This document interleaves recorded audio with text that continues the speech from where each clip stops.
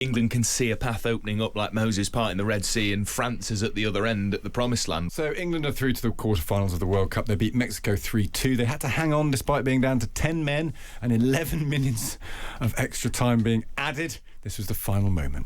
In comes the corner, it's an in-swinger. Pickford punches it away. Referee, blow your whistle. He has! England have won! They've laid bare the curse of the Azteca. I love that. Referee, blow your whistle. Oh, you're all saying the same thing. Harry Kane scored a penalty and gave one away. He did an interview straight after the game.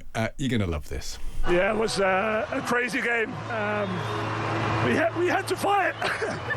We had to find something. I've just been singing there. I can't really talk, but all the occasion, the team, everything against us, we found a way. Everything against us. Good lad.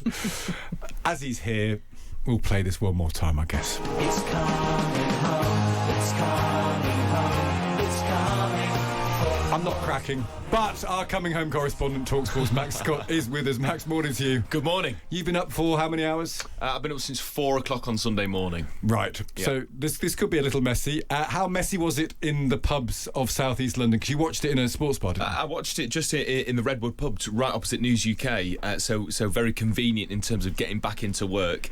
And it was, as the Times have put it this morning online, an all-time World Cup classic. Stuart Pearce on talkSPORT co-commentary called it one of the greatest England performance of all time.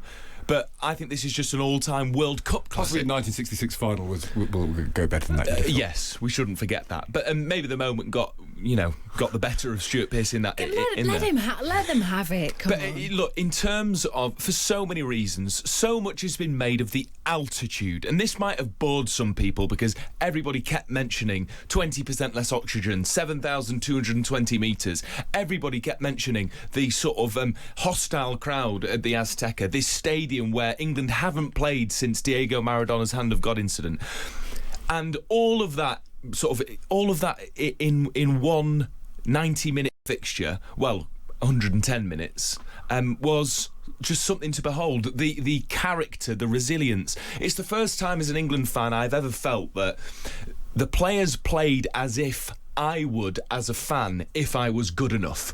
Sometimes you question the attitude and the mentality and the desire, and do they really care? They're paid so much money, they're so embedded in their own domestic teams. Yeah, that's a good point. Last night, just the attitude, that England put out an incredibly corny but quite appropriate, they crossed out altitude and put attitude. It really was something to behold. Why? Because England had 10 men. The players' legs were absolutely gone with about half an hour to go, and somehow they kept Mexico out. It truly was absolutely magnificent. And the sending off was probably a sending off? Yeah, Jarell Kwanzaa, another makeshift right back who played incredibly well. He should have been sent off. In the modern game, in any form of the game, that's a high, dangerous challenge. He doesn't mean it.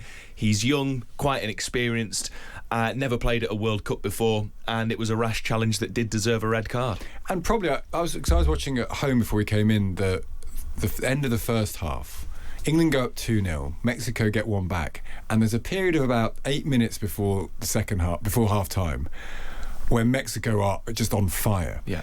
And Pickford keeps them in the game, really, doesn't he? I mean, Pickford had a hell of a game. Bellingham wins man of the match, and everyone will talk about Bellingham and they'll talk about Kane.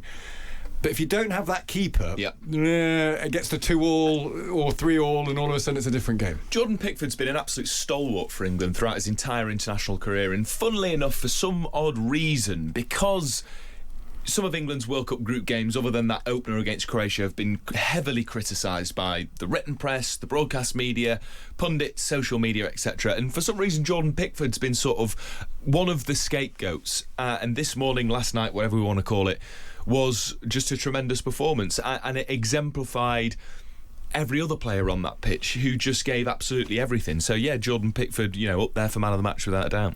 So where do we go next then? England play Norway. Norway beat Brazil, which sounds like a surprise on paper. But they've got Erling Haaland, haven't they? They've got Erling Haaland, who's on 7 goals, which is the joint top amount for any player in this World Cup, alongside Argentina's Lionel Messi and France's Kylian Mbappe. And the fact that, look, we know Erling Haaland, if you know football, is a world-class striker and goal scorer. But the fact that a Norwegian has scored 7 goals demonstrates that this Norway side are a team greater than the sum of their parts, whereas Brazil aren't. They're a side with a few top individuals, Vinicius Junior, for example, at Real Madrid, just to name one. This Norway side are formidable. They've not played in a World Cup since 1998. This is their golden generation. Martin Odegaard, the captain, who captained Arsenal to their first Premier League title in 22 years.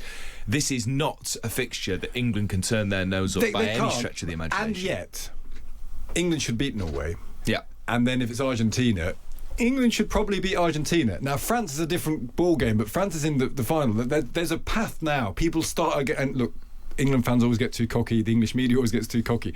But you can see the path, can't you? England should beat Norway. Yeah. They've got a better team than Norway. Yeah, they should beat Norway. And Harry Kane and Erling Haaland, maybe a bit of a wash. Yeah. I mean...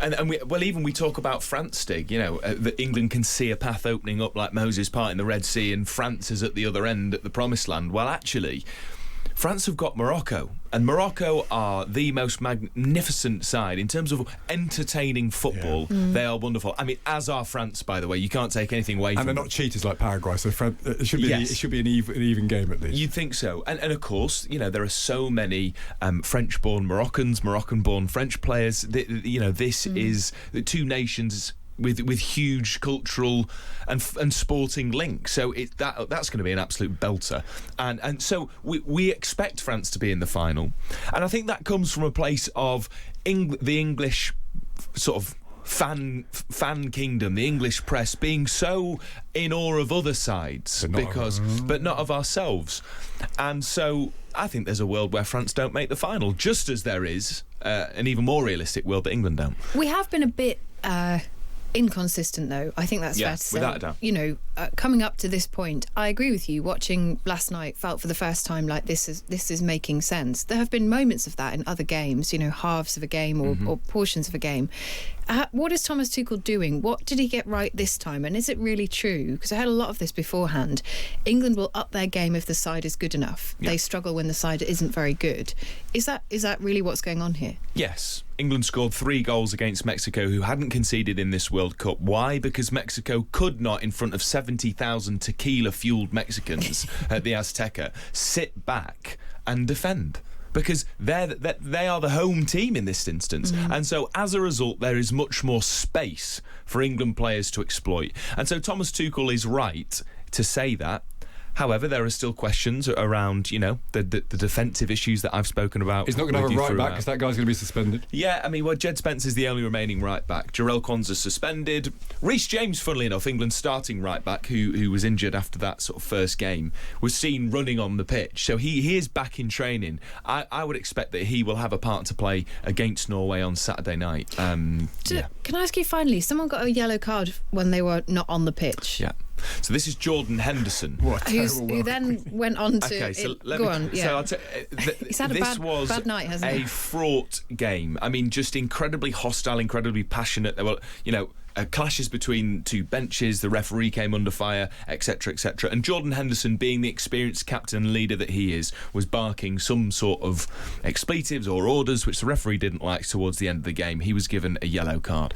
In the customary, what has become a customary sort of singing of Wonderwall by Oasis, the players jump over the advertising boards to sing with the fans. And as that finishes, big Dan Byrne, who's taller than me, sort of skips over the advertising boards, and Jordan Henderson sort of does that, tries to, I don't know what the word is, he puts his arm on the advertising board, just skips over, but he trips, falls.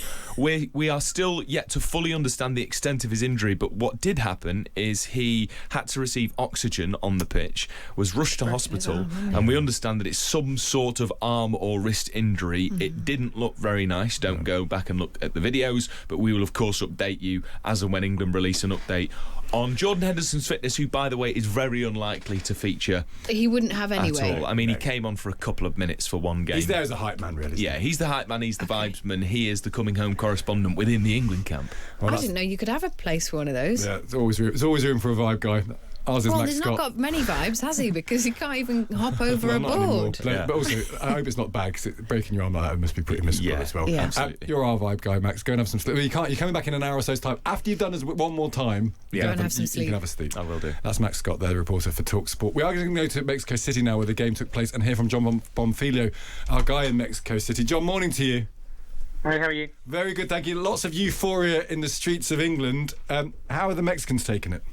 Yeah, not so much. Opposite end of the spectrum here. Shock, a nation shattered. The last hour or two in particular has been, I think, a really stark contrast to the electric vibe which was in place for the entire day. I mean, the weekend really.